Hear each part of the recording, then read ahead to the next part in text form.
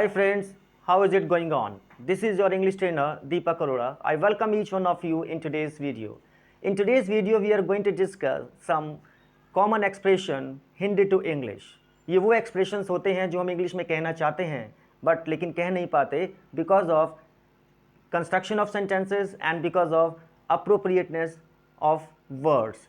So in this video today you will learn couple of sentences or expression that how to convert these small sentences into English, and these sentences will not only make your English good but also give you a kind of confidence that using this sentence in your day-to-day conversation you will feel or you will start feeling confident. So without much ado, let's get started. Our first expression is in Hindi, that is कभी तो.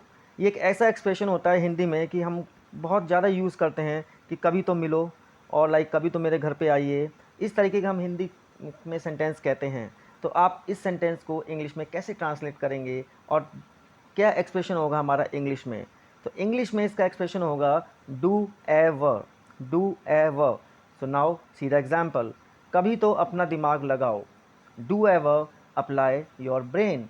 Do ever apply your brain. Let's move on. Number 2. Number 2 Hindi expression is यही तो मैं. This is also another beautiful expression in Hindi that यही तो मैं चाहता था, यही तो मैं चाहती थी. तो इस तरीके के आप हिंदी एक्सप्रेशंस को इंग्लिश में कैसे कन्वर्ट करेंगे. सो इसको आप इंग्लिश में कन्वर्ट करेंगे this is what. This is what. Let's see the example. यही तो मैं चाहता था. This is what I wanted. This is what I wanted. Let's move on. Number 3, which is क्या बात है. क्या बात है. Now if you have to say this expression in Hindi, क्या बात है भाई, क्या बात है, इस तरीके की अगर आप अपने फ्रेंड्स के साथ कहीं जा रहे हैं या बैठे हैं कहीं पे तो इस तरीके का हिंदी में हमारा एक्सप्रेशन आ जाता है. इसमें हंसने की क्या बात है, इसमें इस बात को इतना बढ़ाने की क्या बात है. तो इस तरीके का एक्सप्रेशन जब हम हिंदी में बोलते हैं तो आपको इसका इंग्लिश ट्रांसलेशन भी पता होना चाहिए. तो उसको हम इंग्लिश में कैसे ट्रांसलेट करेंगे, आप करेंगे इसको और इसका जो एक्सप्रेशन होता है उसको हम करेंगे what is there. What is there. Let's see the example. Now the example is इसमें हंसने की क्या बात है. इसमें हंसने की क्या बात है. So now the English translation of the sentence will be what is there to laugh. What is there to laugh. I hope you are liking these sentences. Now the next one is मांगना. जब आप से कोई भी कोई चीज़ मांगता है या आप किसी से कोई भी चीज़ मांगते हैं तो उसमें आप यूज़ करते हैं आस्क फॉर का. आस्क फॉर कोई भी चीज़ मांगने के लिए जैसे आप सपोज़ करिए फ़ोन हो गया या ईटेबल्स हो गया या कुछ भी मनी हो गया तो इस चीज़ के लिए आप आस्क फॉर का यूज़ करते हैं. Now see the example. तुम हमेशा कुछ ना कुछ मांगते रहते हो. तुम हमेशा कुछ मांगते रहते हो. How to say this in English. You always ask for something. You always ask for something. Now, number 5th expression is काफ़ी देर से. काफ़ी देर से. This is another meaningful and beautiful expression in Hindi. But how nice it would be. कितना अच्छा होगा यदि अब हम इस सेंटेंस को इंग्लिश में बोलें. तो इंग्लिश में इसको कन्वर्ट करने के लिए काफ़ी देर से हम यूज़ करेंगे for a long. For a long. Now see the example. काफ़ी देर से तुम चुप हो. काफ़ी देर से तुम चुप हो. Now how to convert this sentence into English. Why are you silent for a long.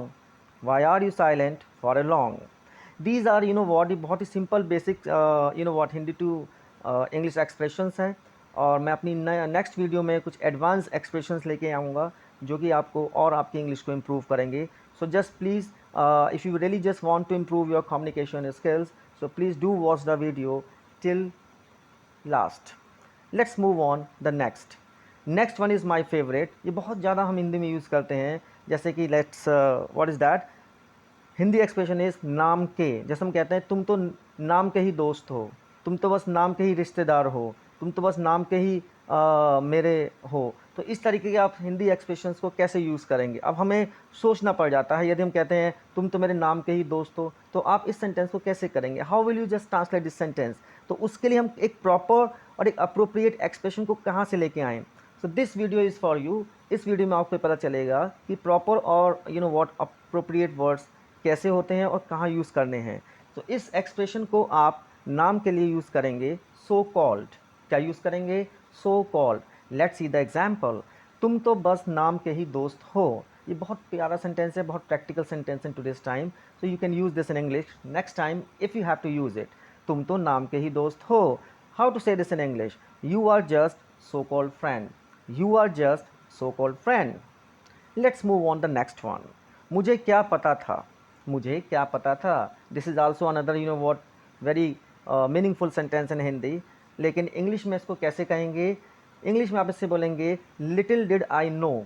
Little did I no. Let's see the example. मुझे क्या पता था कि तुम आओगे।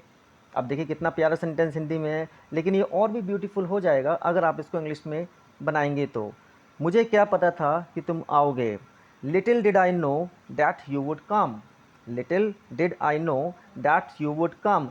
आपको ये भी ध्यान रखना है कि जो भी सेंटेंस अगर पास्ट टेंस में है first sentence, then second sentence will be in past tense. अब देखिए पहला सेंटेंस हमारा पास्ट में है, मुझे क्या पता था, तो हमने इसमें यूज़ किया little did I know. Then कि तुम आओगे। अब तुम आओगे देखो ये हमारा फ्यूचर टेंस बन गया है, तो फ्यूचर टेंस के लिए विल का यूज़ करते हैं, लेकिन हमने यहाँ पे वुड का यूज़ इसलिए किया है क्योंकि हमारा फर्स्ट सेंटेंस जो है पास्ट टेंस में है। So always remember that if our first sentence is related to past tense, then our second sentence will be related to past tense. That is why हमने यहाँ विल का would कर दिया है, तो इसलिए इसका ट्रांसलेशन हो जाएगा little did I know that you would come. I hope that you are liking this sentences. Let's move on the next sentence. दो कौड़ी का। दो कौड़ी का, ये एक ऐसा एक्सप्रेशन है जो कि बहुत ही बहुत ज़्यादा यूज़ किया जाता है। जैसे कि हम कहते हैं तुम तो दो कौड़ी के इंसान हो, तुम तो दो कौड़ी के बंदे हो, या तुम दो दो कौड़ी के दो कौड़ी के मेरे रिश्तेदार हो। तो इस तरीके के सेंटेंस को कैसे इंग्लिश में कहेंगे? अगर आपको इस सेंटेंस को इंग्लिश में कहना है तो आपको इस सेंटेंस को हिंदी से इंग्लिश में कन्वर्ट करने के लिए आप कहेंगे टू बिट। कैसे यूज़ करेंगे? Two bit, TWOBIT, two bit. Now see the example. वह तो दो कौड़ी का इंसान है। He is a two bit man. He is a two bit man. Is not a beautiful sentence? Now see the next example. Next expression is किससे पूछ कर। किससे पूछ कर। नाउ यू सी, ये बहुत ज़्यादा यूज़ किया जाता है कि आप किससे पूछ कर वहाँ गए, तुमने किससे पूछ कर इस जगह पर बैठे हो, तुमने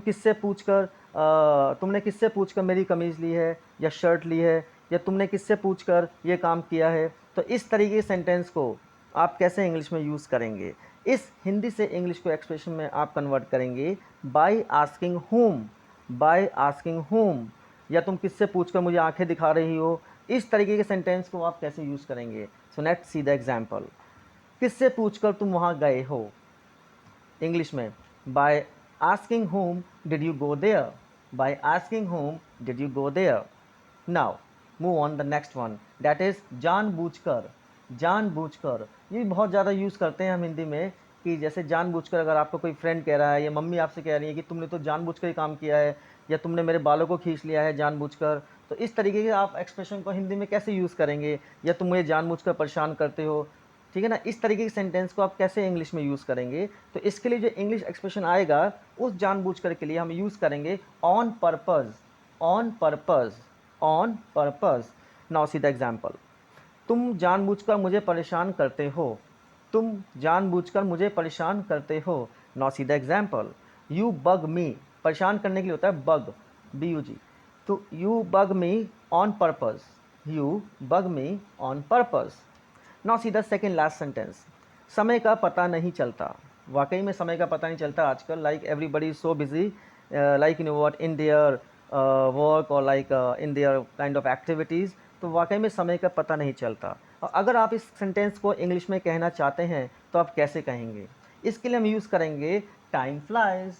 time flies. Now see the example. Phone चलाते हुए समय का पता ही नहीं चलता है। फ़ोन चलाते हुए समय का पता ही नहीं चलता है। Time flies while using phone. Time flies while using phone. अब आपको ये लग रहा होगा कि मैंने इसमें यहाँ पे वाइल का यूज़ क्यों किया है? तो वाइल का यूज़ मैंने इसलिए इसमें किया है, जब एक साथ टू एक्टिविटीज़ कहीं पर होती हैं तो हम उसके साथ वाइल का यूज़ बीच में करते हैं सेंटेंस के, और इट इज़ नेसेसरी, ये बहुत ज़रूरी होता है कि हम वर्ब में ऐड कर देते हैं ING। जैसे कि आपने सेंटेंस में देखा, Time flies while using phone. The last sentence is गलती से भी. गलती से भी. It's a very important one. In Hindi में like हम इस सेंटेंस कहते हैं कि गलती से भी ये काम मत करना, गलती से भी मेरे चीज़ों को मत छूना, गलती से मेरे फ़ोन को मत छूइएगा, गलती से वहाँ मत जाइएगा. तो इस तरीके के आप एक्सप्रेशन को इंग्लिश में कैसे कन्वर्ट करेंगे? तो देखिए, गलती से भी ये दोबारा मत करना या गलती से भी दोबारा मत कहना, कैसे कहेंगे इस सेंटेंस को इंग्लिश में? Even by mistake don't say it again. Even by mistake don't say it again. So guys, these were the 12 expression from Hindi to English. Now I just want each one of you to practice these 12 sentences to bring, you know what, a good to bring good fluency in your conversation.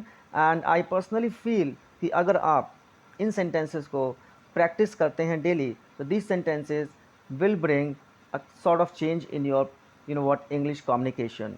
अगर आप चाहते हैं कि इसी तरीके की videos आपको मिलती रहे, so please do subscribe my channel and do like it, and do not forget to write comment in comment section. And if you are new to this channel, so please do subscribe this channel. Thank you so much. Have a nice day.